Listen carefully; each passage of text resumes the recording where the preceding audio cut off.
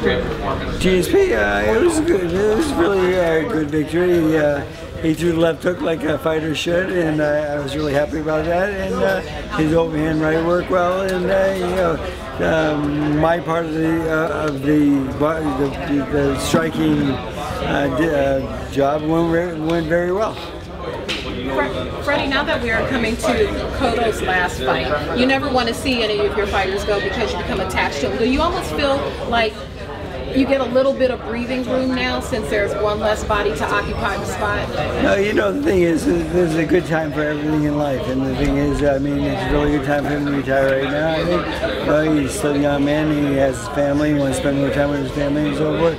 I kind of wish that Manny Pacquiao might follow his lead there and retire also, because being a professional boxer and being a senator at the same time is very, very difficult. Like having two jobs is almost impossible in boxing.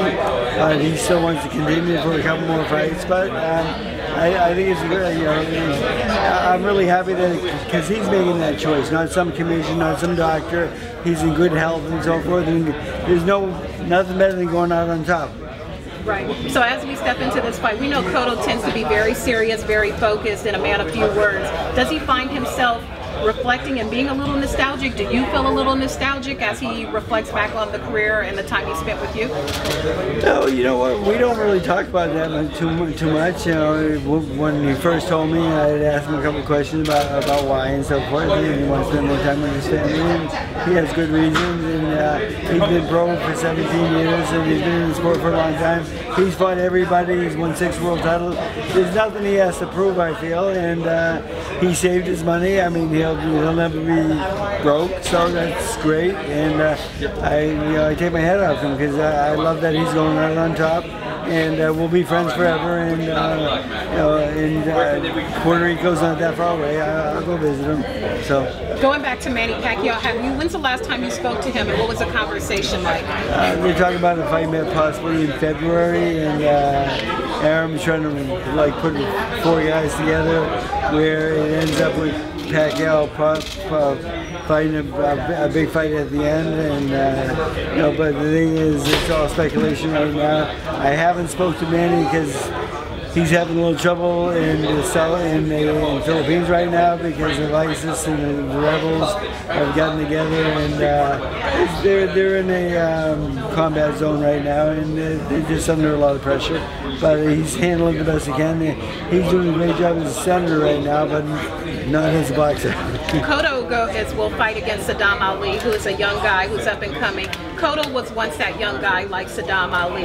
Does your advice change for him? The mental approach to this fight change going into this type of fight, knowing this is it? Yes, when you're mixing generations like that, it does change. I mean, you've got a young guy coming up fighting an older fighter. And, you know, the thing is, it's just it's very difficult, of course, and that's why we're training so hard for this fight, because we know we're going against a younger generation, a young Olympian, and a guy who can box a little bit. I mean, we have to take this fight really, really seriously, of course, and we do every fight, but we're training really hard for this fight. Great sparring partners we have, and everything's working out well, and he's working out with a lot of young fighters also. And Aaron Pico, one of my better prospects coming up right now, and he happens to be a MMA fighter, but the thing is, he has great hands though, and he's quick, and he's 20 years old. So you know, we're trying to duplicate what how hard these guys are to beat. And lastly, do you think you'll cry? Do you think it'll be that type of emotion once the fight is done, no matter the outcome?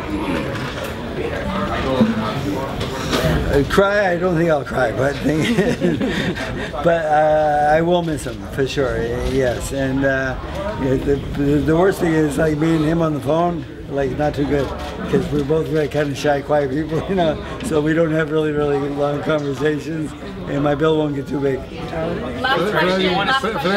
Freddie, Cotto will be a promoter of younger Puerto Rican fighters.